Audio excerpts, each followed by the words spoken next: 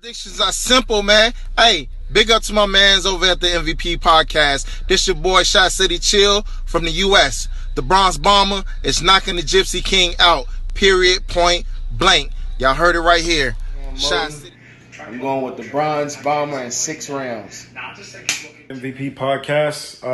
I'm going to go with Wilder by knockout in the later rounds. If it goes to decision, Fury could win it, but I'm sticking to Wilder by knockout in the 8th or 9th. Now, I predict that Wilder will be knocking out Fury in the 8th round. We all know what a devastating puncher Wilder is, so I don't believe that Fury really stands a chance. One guy's asking me to do a prediction for the fight, so I'm sending it. Fourth round. Yeah, so she says 4th round. That's Sonia, the first lady of the bomb squad.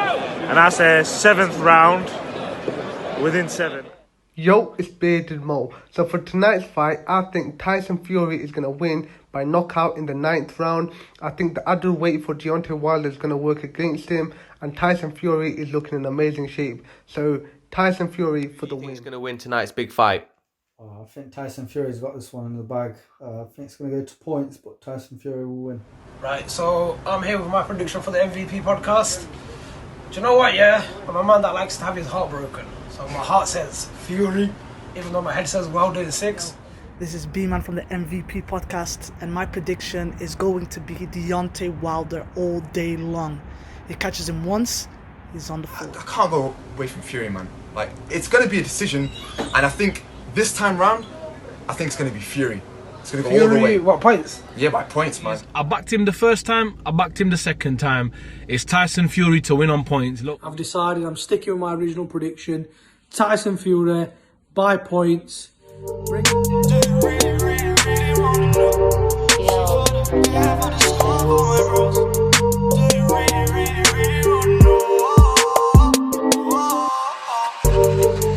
you really want? Welcome back to the MVP podcast. I'm here today with a very special episode of Fight Club. My main man Danny, the heavyweight hitter, who's getting into the mix. How are we doing, Danny? I've always been in the mix. How are we doing? That's a fantastic question, man. Dumbfounded. Shocked. Really? I'm kidding. Jaw on the floor. Speechless. Goosebumps. Where do you start? Well, I start with the fact that we've only had about 3 hours sleep, so I start there. That's where I really want you to go. Yeah, so I mean, we're running on, minimal sleep, but we're here for you guys grinding. This video will be out later today, so be sure to check it out. But yeah, man, honestly, do you know what?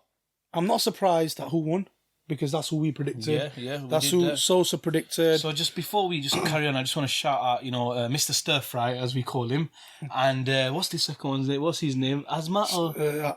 Asma, yeah, for their wrong prediction in testing our boxing knowledge. Thank you for coming, lads, but please don't try that again. You know what I mean? Because, we're big guys, and you know what we do to Stir Fry? We eat it. Yeah? Steamed fish as well, Steamed fish as well. I shout out Steamed fish as well for flipping and flopping like a fish out of water. Yeah, so that's just a little personal beef that Danny's got going on, but that's just all jokes aside. But honestly, the fact that Fury won was not a surprise to us. Nope. The way he won was a surprise to most. The emphatic style in which he won. But I'm going to take you a different direction, Danny, because I give Wilder a hell of a lot of respect, for lasting that long with a burst eardrum. Yep. Yeah, for keeping his balance for as long as he did, because he looked wobbly. He looked like he'd walked out of a club at 5 o'clock. He looked had like a few too many drinks. Bambi. Yeah, no, he looked like he was hit with a bomb. A few bombs. He was hit hard and he stayed there. So I respect him for that. The people that say that Fury is crap and Fury's this and Fury's that and Fury doesn't know how to get the guy out, listen, they don't know nothing in it. Because at the end of the day, it's hard to get a guy out there that doesn't want to go down, number one. Yep. Number two, when that guy has got one of the most powerful right hands in boxing, and you just start lunging in and you get hit, your whole night's over, and the respect levels will drop for Fury if he got knocked out by a guy who's on one leg or no legs or whatever you want to call it, without equilibrium. So the fact that Fury did a job in such a way, I give him respect. And you know what though, man, it just highlights for me how bad of a boxer Deontay Wilder is. Because as much respect I've got to give the guy, as a champion and the heart he's shown, as a boxer, he is really, really poor, man. He honestly, it was so bad. Like I watched the fight again straight, not long after, about an hour and a half after. I watched the fight straight again, and I dissected it round by round. And the first 2 rounds, Wilder was completely in it, but he was getting caught. He landed a few hands. Yeah, they weren't like solid shots, but he was in the fight. But it was like Ortiz. It was like Fury won. There was nothing convincing. It was just Central Wilder. Now, the reason why I'm just sort of, before I let you carry on, the reason why I wanted to mention them 2 rounds is because those were the 2 rounds before he burst his eardrum, yeah? So those were his 2 clean rounds, if you want to call it, yeah? He looked poor then. Like, he was in the fight, but it was Wilder style, which is not a great boxer, just a good hitter. Look, I respect Wilder. I always have done. I've said he's a charming character. You know, you begin to like him. But what you're taking it down to in your explanation there all stifles into one thing. It's fundamentals. Yeah. Deontay Wilder started boxing at the age of 20. Yeah, he was a basketball player. Deontay Wilder was a basketball player before. You know? Deontay Wilder, if you watch every single fight of his, what's he relied on? Power. His right hand. Yeah. When you take the ability out of a man to use his right hand and he doesn't have no backup plan, where's he going to go? He's going to look desperate. Yeah. Just like he looked in the Ortiz fight until that shot landed. Just like he looked in the Fury 1 fight. Just like he looked in the Fury 2 fight. At the end of the day, he fought a guy who's been boxing since he was 6 years old. Yeah. Fury comes from a family of fighters. So that gives him the ability, the instinct to adapt. Once you are able to adapt, you can take out anyone in the boxing game. Yeah. I find it mad disrespectful how Fury, for some reason, people always underestimate him. Yeah, they do. I'm mad at myself for number one saying that he hasn't got the ability to knock out Wilder. Because clearly, when he went to train with Sugar Hill, who is Emmanuel Stewart's nephew, you know, he's clearly learnt a lot in them and Andy Lee as well. Yeah. So, you know, he said he was going to concentrate on power and he said he were going to, you know, go toe to him. He went toe to toe with him.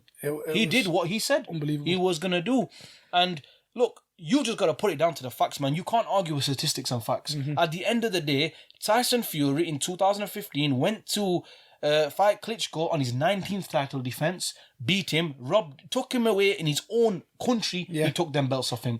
He goes back to America. He does the same to Deontay Wilder. This makes him the only heavyweight champion who's ever beaten 2 people with 10 plus title defenses. Wow. And yet you he's still on foreign soil. Foreign soil both times. You still down to him. And the second thing that I want to say, he's the only heavyweight in history to hold each of the 5 belts. 5 belts and the other ones like the ring and the lineal and all that as well. So give mad props. Give his credit. Like his game plan, he said what he was going to do. I doubted his game plan. I said, there's just no chance he can go toe to toe. He's going to be evasive all fight. You know, even with the 3 stone he's put on, yes, he's going to use that in the clinch to fight Wilder. But he did go in the center of the ring and went toe to toe to the point. What was Wilder doing? Wilder was dancing on ice. Do you know what sealed it for me? And a couple of people I was watching it with kind of brought this up early before I brought it up. So, you know, this is kind of their point when they're watching. They'll say, that was our point. It kind of was, but I was thinking it. Is that when the fight started, when Wilder was going back and Fury was going forward, I was thinking, Fury, you are crazy, yeah? Yeah. But Wilder does not know how to fight on the back He's foot. fun, yeah. He only knows how to roll fight reverse, roll reversal. And when I saw that, this guy, he's got something inside him today. Look at the way Fury ran from his corner to the center of the ring. Yeah, in the first 3 seconds of the fight. Yeah, you could tell. He came with purpose. And look how much belief you must have in yourself and how much defense that you're not fearing that right hand. Most people fear that right hand. That's why they don't go toe to toe. He did go toe to toe with him. He took the right hand and he got back up from it, and he recovered. He recovered all those months. He recovered, and he knew that, you know what, as good as our right hand is, I can land my own. But that's the thing, nobody saw this coming. But watching it again, now obviously this is one of them things, when you watch something again, you all of a sudden start looking for things and you start thinking, I don't know, I can't confirm this because it's not been confirmed and it probably never will get confirmed. But for me, it looked like he was targeting the ear, He was targeting the eardrum. I'm telling you, from watching the replay, because I watched it so many times, all of the good shots Fury landed, they were all on the ear.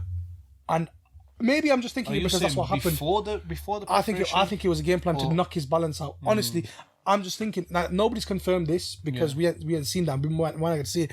But watching it back, I watched it a lot. I watched it so closely because I didn't want to miss any of the... Because I wanted to know exactly when Wilder's legs went. I wanted to know exactly when he sort of became a bit different in the fight. Yeah. Just to make sure there was no excuses from before, Yep. you know, in preparation for the pod. Because I didn't want to come out with some stupid takes, yeah?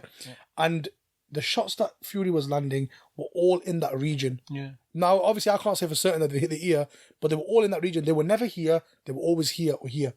So it makes me think it might have been a plan. It's very rare that a fighter's eardrum goes, though. Yeah. So that's the only thing I'm thinking. Think about the But the power. balance goes. Balance goes, yeah? So it's one of them. That's my take anyway. I might be wrong. You know, that might not have been the plan. The plan might have been just to hit him on the temple. Yeah. But he's got him here. Who knows? It's a good But take. it looked like that. Watching the replay, because I watched the full fight again about an hour and a half later, my mind was kind of fresh from it, and that's what I felt. It's a very good take, and we know naturally fighters do target those areas that have been burst. I mean, had you said to me, you know, he was targeting it when it got burst, I would have totally agree with you. Yeah. And to a certain extent, yeah, I can see where you're going with it. I don't disagree, and I don't, you know what I mean, I don't per se agree, but you can sort of make that out. But like, you know, I'm still in shock of how efficient, how he said to everyone he was gonna do it, and we doubt him, and he did it. And you know, No, I didn't doubt him. I didn't doubt that he'd win. I was very, very but confident he was going to win. Knock him out. But I was doubting the fact that he was going to knock him out, because we were in the car earlier before the fight, and I said to you, yo, Danny, look, I've got this feeling, but I'm a bit scared to say it on camera because I'm not too sure it's going to happen. And I'm being honest about that. But I give Fury the decision win. Okay. But yo, man came through, man. Let me talk to you about obviously how the fight ended with the towel getting thrown in. Yeah. What's your take on that? I think it was too late. Too late. I think it should have been before. The guy looked like like I said before, looked like he walked out of a nightclub, had a few too many drinks. No disrespect to the guy. No, it's not funny, man. The guy genuinely did not have his balance. He was holding on. When have you ever seen Wilder hold on to the rope? It looked painful. Round 5. I watched it again. Round 5, round 6, round 7, round 4 as well.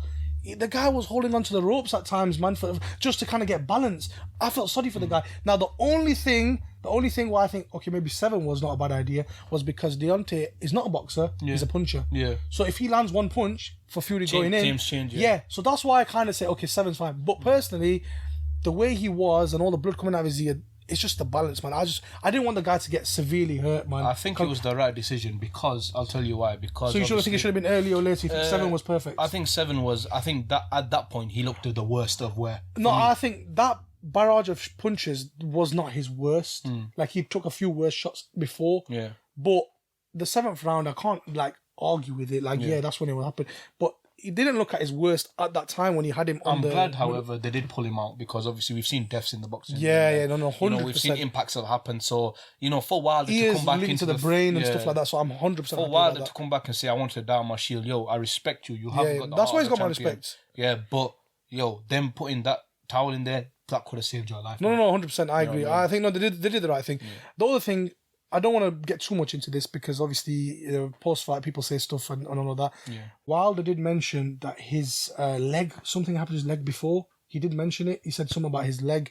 There was an issue with his leg, and I don't even want to talk about that. I'll be honest with you, I don't think there was. That's the main reason why I watched the fight, because I want to see was there something wrong with his leg. His mobility was fine in the first 2 rounds before he got hit in the 3rd round. So I don't think there was anything wrong with his leg. I think he just got hit flush. Yeah.